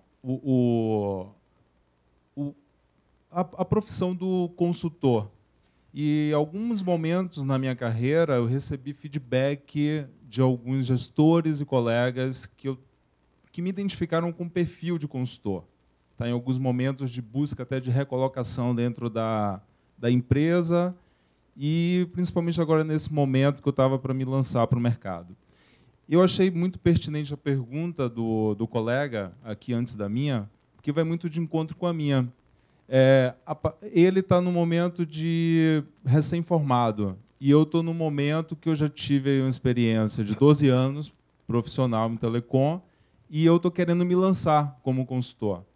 Eu gostaria de uma orientação. Eu quero agradecer também, aproveitar e agradecer e dizer que achei fantástico a apresentação dos dois. Para mim é um prazer estar aqui hoje, estar ouvindo vocês. Mestres, né, gurus aí da área, e eu queria saber qual orientação vocês me dariam para que eu me lançasse na área de consultor, ou através de uma empresa, ou como autônomo. Qual a indicação de um curso, de uma instituição que eu deveria procurar? Eu acho que o Luiz Augusto pode responder a respeito do curso que o próprio IBCO tem. É claro que, quer dizer, você está partindo de uma coisa interessante, quer dizer, você está fazendo uma transição em sua carreira, né? De uma transição ou de um técnico, ou de um executivo, de um profissional, para outra atividade em que você tenha prazer com as atividades de aconselhamento, de consultoria, de sair um pouco da linha, né? É muito saudável isso. Aproveitando a oportunidade, o próprio IBCO tem um curso de formação de consultores, é um curso de 40 horas, que são 5 dias, cobrindo as várias atividades de consultoria, né? Aliás, esse curso vai se realizar aqui no Rio, novembro? Aqui? Primeira semana de dezembro. No começo de dezembro. E eu recomendo que você se interesse, porque é o melhor curso que tem, é o mais completo que tem. Tem outros cursos de consultoria que o mercado oferece, mas esse é muito importante, porque esse é um curso de 40 horas, ele te dá mais base, né? mais segurança para você partir para a sua atividade de consultoria. Agora, quanto ao aspecto, se você vai tentar se juntar a uma empresa ou fazer uma atividade mais autônoma, acho que o Peter pode te ajudar nisso. Okay. Isso vai depender, naturalmente, de oportunidade de mercado, não é? Se você tem, por exemplo, a melhor coisa que poderia acontecer é você ter um cliente até antes de começar, não é? É você ter uma empresa de conhecidos, ou onde foi recomendado, que está com uma dificuldade, um problema, uma situação que demanda, por exemplo, a contribuição de um consultor. E se é alguma coisa já numa área que você conhece e domina, é um ótimo ponto de partida. Mas, de qualquer forma, aquilo que foi destacado aqui, uma formação, digamos, ampla em consultoria, é muito útil, porque te dá todas as dimensões da profissão, mesmo que você, eventualmente, se especialize em uma área específica. Você mencionou, por exemplo, estratégia, né? Uma área assim. Claro, essa é uma das áreas de especialização da consultoria. Mas, mesmo em estratégia, mesmo em outro lugar, você precisa de habilidades de diagnóstico, de intervenção e tudo isso, e isso é tratado. Eu tive esse benefício há mais de 40 anos atrás, ainda no início. Eu tive a oportunidade de participar de um curso de formação de consultores, né? Era de uma entidade da CEPLON ali, com a ODA, não é? Com o Tony Tasca, né? Que você lembra muito bem, e que eram professores americanos de um grupo de consultores lá da Califórnia, lá da área de Palo Alto, lá perto de São Francisco, e que vinham aqui ao Brasil e sempre era uma semana de imersão total, ficávamos lá no Hotel das Paineiras aqui, né? E aprendíamos todas as facetas, todos os ângulos da atividade de consultoria. E realmente aquilo foi um reforço enorme, né? E até em termos de networking, os colegas que estavam lá são pessoas que você conhece, né, e convive com eles ao longo de um programa bastante extenso de formação, e aí você junta forças com eles, complementa a sua experiência com a experiência de colegas e aumenta, então, o leque de ofertas que você pode dar a um cliente, né? Mas qualquer oportunidade deve ser aproveitada e acho que um curso como esse é um excelente ponto de partida, não é? Pode entrar no site ibco.org.br, que lá tem as informações. Vou falar com o Antônio Carlos, que está aqui, que é o nosso diretor local. Esperamos ter, de alguma maneira, atendido assim Com certeza. Muito obrigado. Obrigado. No final eu darei mais informações, mas só complementando esse aprofundamento que o Luiz Augusto comentou. O curso tem 5 módulos. O primeiro é a profissão do consultor. O segundo, competências comportamentais, cada módulo de 8 horas. O terceiro módulo, marketing e vendas de consultoria. O quarto, gestão de projetos e o processo de consultoria. E o último módulo, o negócio e a empresa de consultoria. O site do IBCO é www.ibco.org. Vocês, no próprio folheto da Código de Ética, vocês têm o endereço do site. Quem mais gostaria de fazer pergunta para o Luiz Augusto ou para o Peter Bar?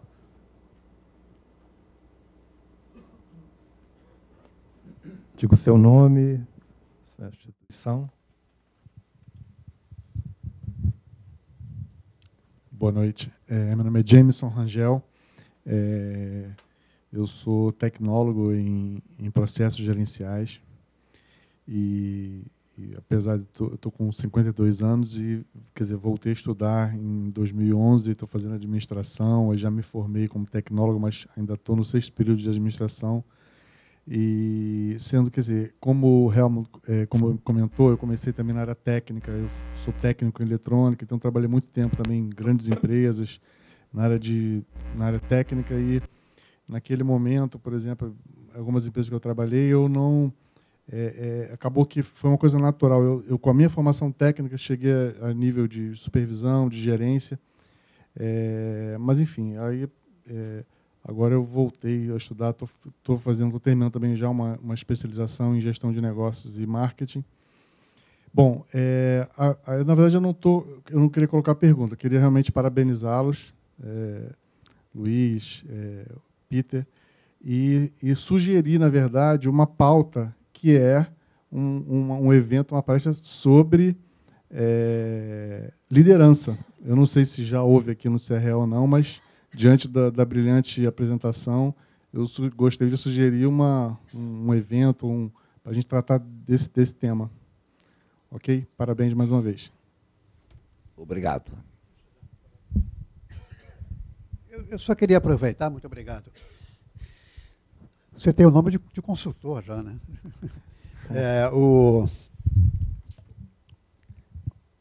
Essa questão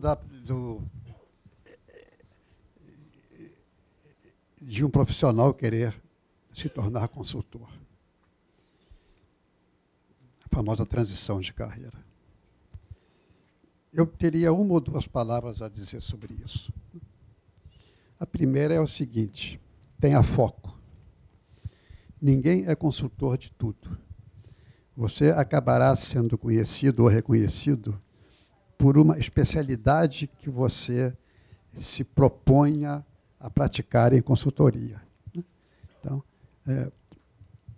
as pessoas que já trabalharam em empresas, se aposentaram, não sei o que e tudo, e resolveram ser consultores, muitas vezes pensam assim: eu conheço muita gente, eu tenho uma boa rede de relacionamento, e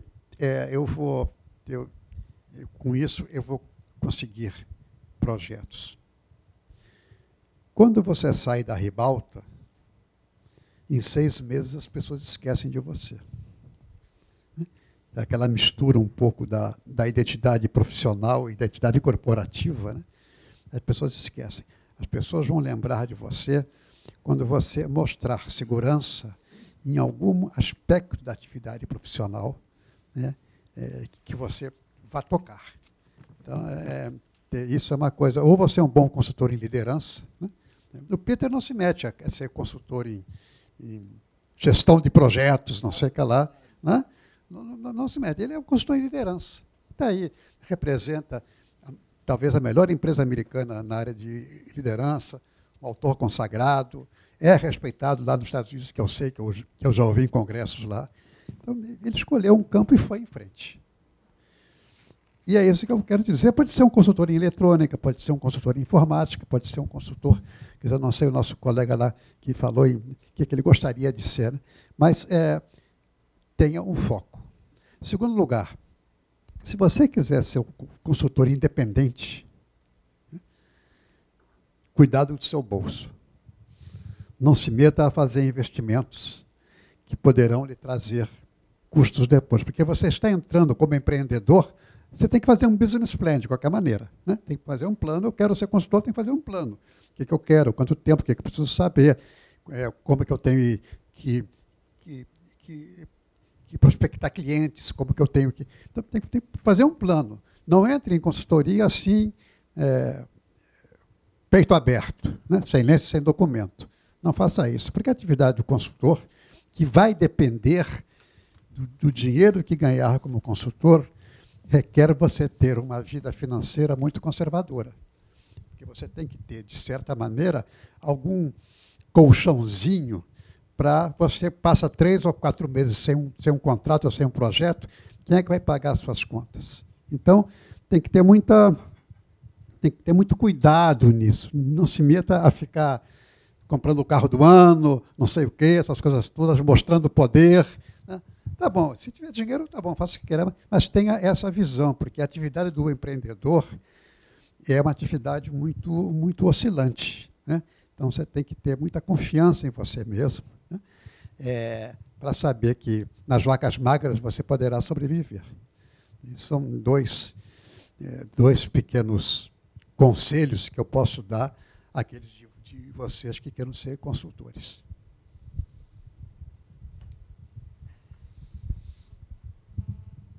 Nós ainda temos 15 minutos. Quem gostaria de colaborar com a sua reflexão, com a sua pergunta? Ninguém mais?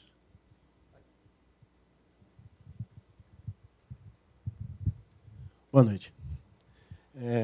Queria fazer uma pergunta para o senhor Luiz. Meu nome é Adilson, eu trabalho na empresa de telecomunicações e estou entrando agora para a área de supervisão. Mas, assim, a minha pergunta é mais a nível global. Já que vocês são de empresas que já trabalham a nível mundial, qual é a visão que assim, os outros países de ponta têm do Brasil a nível administrativo? E se nós estamos preparados? Olha, o que eu poderia te dizer do ponto de vista de consultoria é o seguinte: as grandes consultorias que estão no Brasil, as maiores, né, têm no Brasil um mercado excelente. Elas se situam, a grande maioria delas, entre os 4 ou 5 maiores mercados do mundo. Então, elas estão investindo em consultoria no país. As grandes consultorias é um movimento muito complexo, porque tem muita compra, muita fusão. Com esse avanço da tecnologia e dos negócios, de vez em quando uma consultoria tem que dominar uma certa área de conhecimento que não dominava, daí se funde com outra que tem. É uma dança muito complexa isso. O Brasil, ele é um país muito pobre em produtividade. Você vê que os índices que a gente vê de competitividade do país são ruins, né?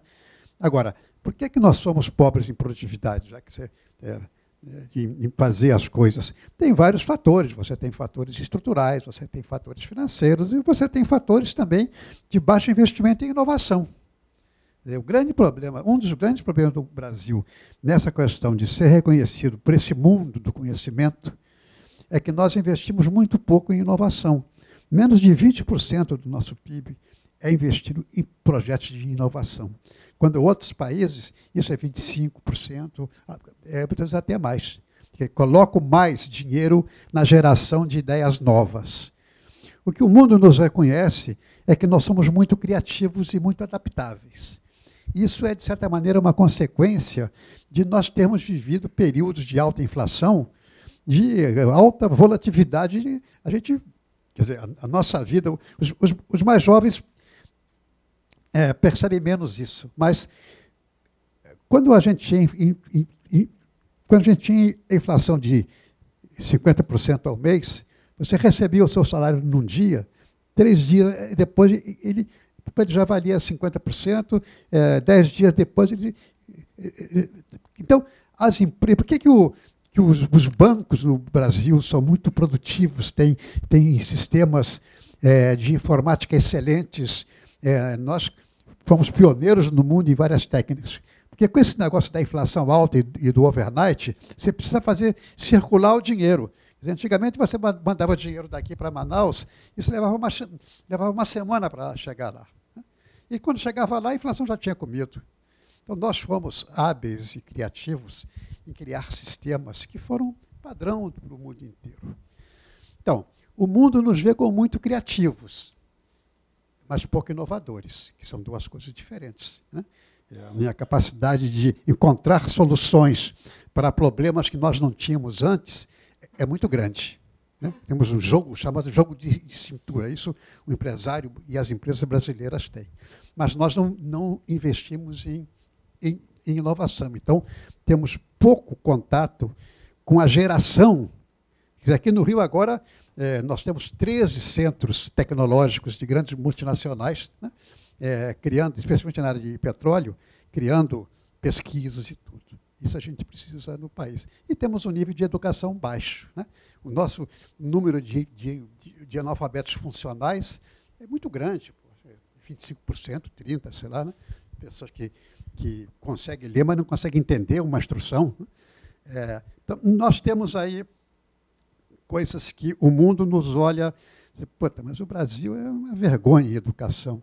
E é mesmo. Quer dizer, agora mesmo você precisa de técnicos para isso, técnicos você não tem. Talento, a palavra de ordem hoje no mundo é talento, né? Não tem, porque você não forma. Hoje nós estamos formando no nível secundário, como é que chama? Ensino médio, não sei como é. Menos gente, menos número de pessoas do que 5 anos atrás. Menos. E a população crescendo. Então, nós temos um problema seríssimo na linha educacional, que aí forma talentos e afeta a competência que você tem em operar. Você pega um plantador de cana, né? Que ele está lá, né? Ganha um dinheirinho dele, daí você bota uma colheitadeira ali. Daí o cara lá da colheitadeira tem que saber ler painel, tem que saber um pouco de eletrônica, tem que conhecer manutenção. É um outro mundo. E a gente ainda usa processos mais antigos.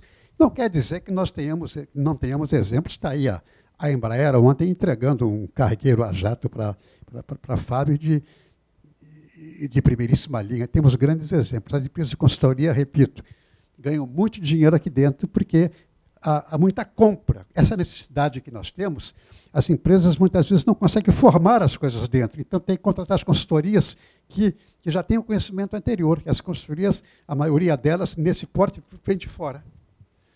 Então, acho que nós somos um país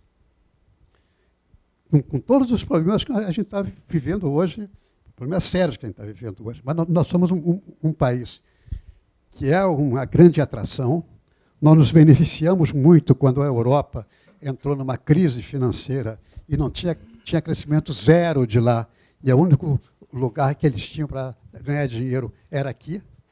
E aí, né, nossas empresas... Bom, eu estou fazendo quase uma análise econômica, que não foi o que você me perguntou, mas é apenas o entusiasmo da oportunidade. Então, a gente é um país organizado, estruturado, uma economia muito boa, serviços, indústria, agricultura. É um país pronto, digamos assim, né?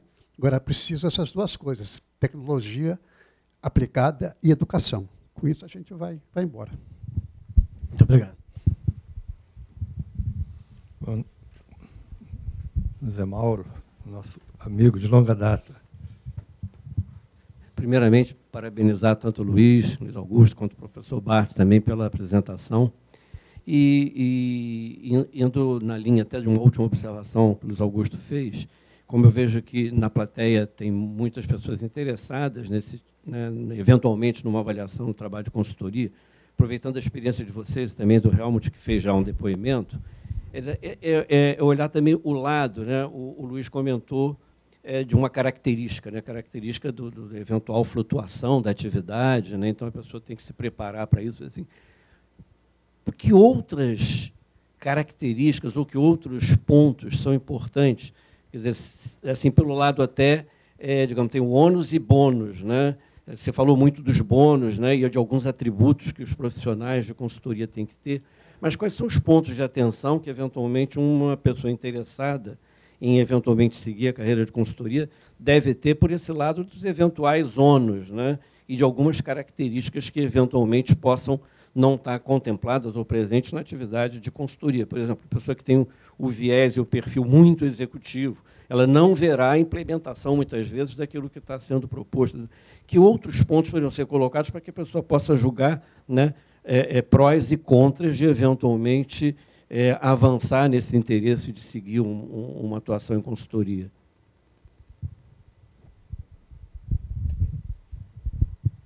Ok. Acho boa a observação dos ônus e bônus, não é? Bom, uma das coisas que eu acho que em consultoria você tem que ter como pré-requisito você tem que se interessar, gostar por se relacionar com pessoas, porque é o que você vai fazer o tempo todo, né? Então, e às vezes isso gera demandas, não é? Porque quando o cliente começa a confiar em você, ele busca mais o seu conselho, a sua orientação, e aí te procura. E às vezes acontece que ele te procura até fora de hora, não é? E assim, mais ou menos como o médico deve estar preparado para receber telefonemas no meio da noite, o consultor às vezes tem que estar preparado para receber telefonema no fim de semana ou em qualquer situação, né? Uma outra coisa que eu acho que precisa considerar, pelo menos na minha experiência pessoal, foi que prepare-se para viajar muito. Não há nenhuma semana que eu esteja no mesmo lugar, né? Por exemplo, hoje estamos aqui, dentro de 2 semanas eu vou estar no interior do Amazonas, quase fronteira com a Guiana Inglesa, um lugar que eu vou sair daqui do Rio de Janeiro às 7 horas da manhã e vou para Manaus. De Manaus eu vou pegar um outro voo, eu vou para Santarém. De Santarém eu vou pegar um outro voo para chegar no meu destino, que é Porto Trombetas, no norte do Pará.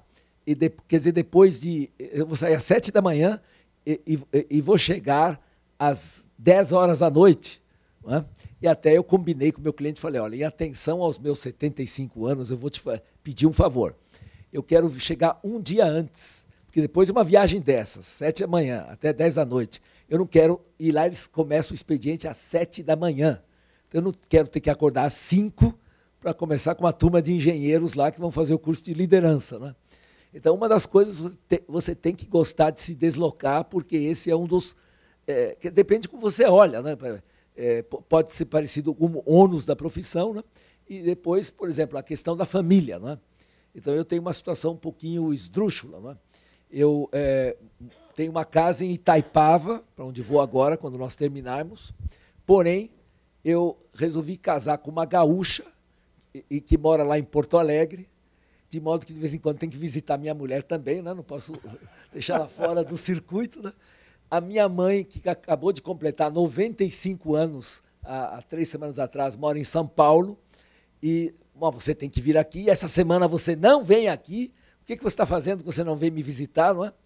Então, e o cliente, né, aqui, lá, entendeu? Então, esse é tem que gostar disso, né? Tem que se acostumar a essa vida de intenso movimento, né? Porque faz parte do negócio, né? Especialmente dentro, digamos, desse segmento específico de consultoria que eu trabalho, que é de treinamento, desenvolvimento de habilidades de liderança, que são intervenções geralmente curtas e pontuais, né? Você vai no lugar, faz um treinamento, depois volta, não é? E muitas vezes o desafio aí interessante é quando o cliente faz uma coisa que, infelizmente, poucos clientes fazem aqui no Brasil. Porque muitos clientes já investem no desenvolvimento de habilidades, no treinamento, qualificação, né, dos seus líderes, etc. Mas poucos ainda, comparativamente, investem na sustentação daquelas novas habilidades que foram adquiridas. Essa é uma coisa que eu procuro explicar para os meus clientes. Digo, olha, se você fizer, não importa que seja o melhor treinamento do mundo, mas não tocar mais nesse assunto, voltar ao dia a dia normal, você vai fazer o quê? Você vai obter uma diluição daquele efeito e daqui a pouco as coisas voltam ao patamar de antigamente. Você precisa manter aquilo, reciclar, revisitar continuamente, né?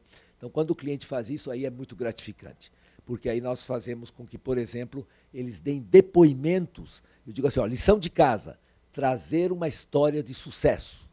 Então, estejam preparados, todo mundo tem que ter uma história de sucesso. Isso é até uma forma de estimulá-los a aplicar a metodologia, as ferramentas na prática, porque como é que ele vai ter uma história de sucesso se ele não aplicar, não é?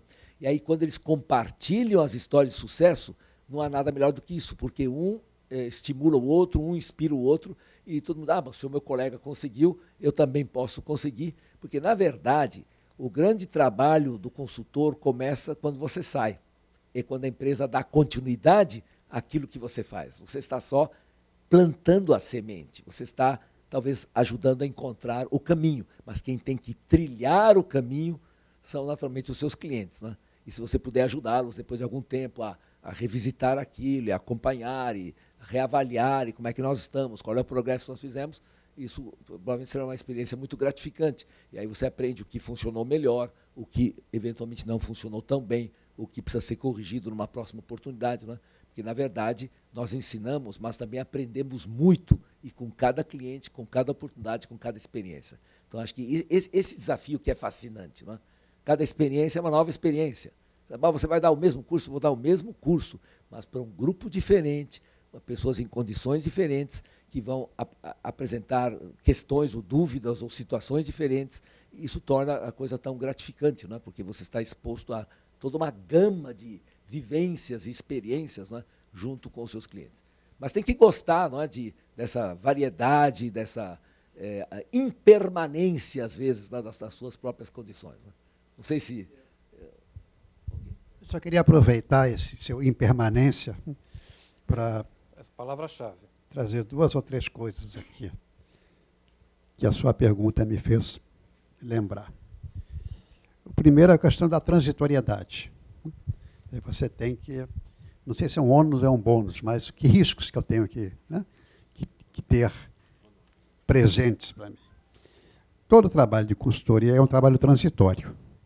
Quando você entra no cliente, você tem que ter na cabeça que você vai sair daqui a pouco. Todas as vezes que... E você pode ser chamado para muitas coisas, ok. Mas uma experiência que eu tenho de alguns consultores é que eles acabam se misturando com o cliente. O que é isso, se misturar com o cliente? Ele acaba passando muito tempo junto de um cliente só, e ele acaba absorvendo as características do cliente. E absorvendo as características do cliente, ele perde a independência.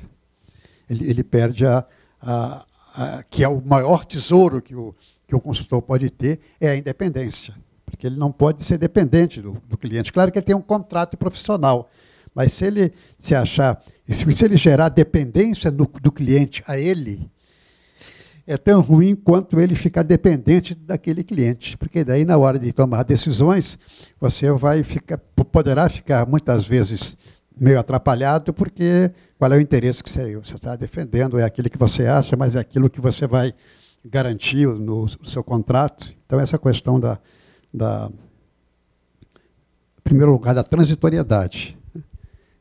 Não fica muito tempo dentro de um cliente só. Em segundo lugar, essa questão da perda da visão crítica. Você não pode perder a visão crítica.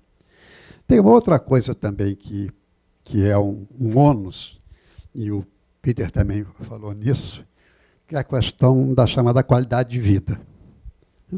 O consultor, ele não é um empregado, a não ser dele mesmo, de sua pequena empresa, ou será o quê. Então, o consultor não tem fim de semana. E muitas vezes não tem, porque realmente o cliente toca o telefone que está com uma urgência. E o consultor não tem férias, mas o consultor tem família. O consultor não tem horário. Então, um cuidado que quem é consultor tem que ter é saber administrar esse risco de você se dedicar inteiramente a uma atividade que lhe dá prazer, mas que lhe demanda muito esforço, e com isso você deixar um pouco de lado a sua família. Isso é uma coisa que tem causado alguns problemas para consultores ao longo da vida. Tinha uma terceira coisa que eu acho que é um cuidado que o consultor tem que ter, é administrar o seu ego. Porque se ele faz um trabalho bem feito, recebe elogios, é remunerado e tudo, começa a ser reconhecido. O consultor começa, ao longo da carreira, a desfrutar de um certo status social. O consultor, né? O cara que sabe mais, né? O cara que sabe bem, professor. Né? Mas você tem que ter uma certa humildade, porque você vai encontrar clientes com os mais diferentes tipos de problema. Alguns vão parecer para você problemas banais.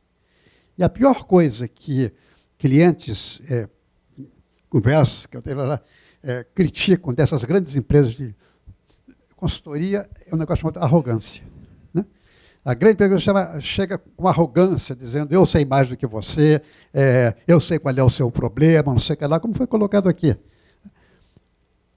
Então, isso faz com que o seu ego, muitas vezes, infle, fique inflado. Você se julga, como você é uma espécie de um cavaleiro solitário, eu estou falando isso do consultor independente, né? Um cavaleiro solitário, a sua referência pode ser você mesmo. Isso é um perigo, porque aí você começa a desenvolver um tipo de narcisismo, né?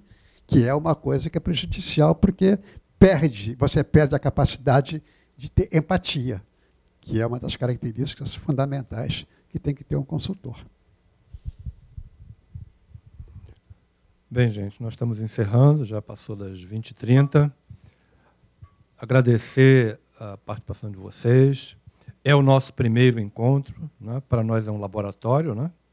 É um bebê que está nascendo de um casamento, né? Um bebê que está nascendo de um casamento. E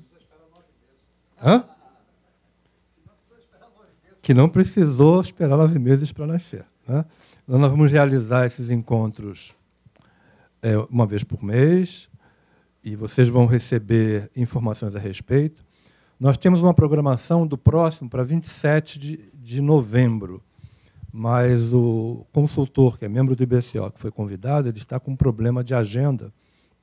Surgiu um trabalho e ele talvez não possa. É possível que a gente modifique o dia para 25, mas vocês vão ser informados.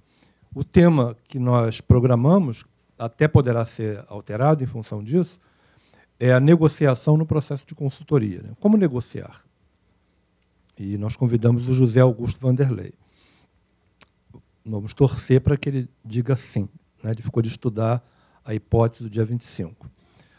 E já fizemos contato com outro consultor, esse ano nós não faríamos mais, esse seria o último encontro. Para 2015, nós já temos a confirmação do consultor que fará a primeira palestra. Muitos devem conhecer de nome, o Clemente Nóbrega. Ele aceitou o convite para vir falar. Não definimos o tema dele, mas ele já aceitou ser o primeiro conferencista em 2015. Só lembrando a vocês, então, do curso, quem tiver interesse, vai o curso do IBCO, de 2 de dezembro a 6 de dezembro. Começa numa terça-feira e termina num sábado. Vocês entrem no site, terão todas as informações, fazer inscrições, etc. Né? E é isso. Queria pedir a Luiz Augusto e Peter Bar para dar uma última palavrinha final, para nós nos despedirmos aqui. Tá? Muito obrigado a todos. Como última palavra, eu quero agradecer muito por essa oportunidade, pelo convite, pelas homenagens de que fui alvo. Realmente, ter pessoas da minha convivência de 30, 40 anos atrás lembrarem de mim foi muito gratificante. E queria, antes de me despedir, só dizer que eu trouxe aqui, não muitos, alguns exemplares de 2 publicações que saíram recentemente. Eu tive a satisfação de ser colocado até na capa da revista T&D, Inteligência Corporativa, há um ano atrás, quando completei 50 anos de exercício profissional, e está aqui reproduzido. E no mês passado saiu numa revista chamada Gestão RH, que está aqui. Então, eu trouxe exemplares de ambos. Se alguém estiver interessado, eu vou deixar aqui, se alguém quiser depois levar consigo para ler, caso tenha interesse. Não é? E agradecer, então, muito aos meus colegas do IBCO, inclusive que eu não via pessoalmente há muito tempo, né, os Augusto aqui. Realmente, fazia tempos mesmo, a gente não se via. Foi muito gratificante essa oportunidade. Espero que tenha sido interessante para todos nós aqui presentes e que tenha estimulado novas ideias e que tenha continuidade, então, da forma como foi anunciado. Né? Então, muito obrigado pela oportunidade. Agradeço, então, por ter estado aqui.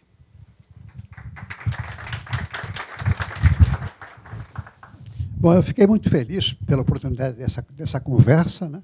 Quase que uma conversa entre amigos, né? Ou conversa entre companheiros, entre futuros colegas, ou com outras pessoas que pensam nesse assunto de como que a gente pode aumentar a eficácia das empresas através da consultoria, que esse é o nosso grande desafio, e convidá-los para estar numa outra ocasião conosco. Eu gostei muito das perguntas, me senti muito à vontade em dar os meus depoimentos aqui. Eu acho que isso é um pouco o que a vida faz, né? A gente trabalhar numa comunidade e compartilhar experiências, compartilhar coisas boas, compartilhar alguns problemas, porque essa força do conjunto, né? Essa força do grupo, essa força da comunidade é que faz o mundo adquirir uma velocidade mais forte e mais consistente. Então, muito obrigado pela chance que vocês me deram de poder compartilhar com vocês isso tudo. Boa noite.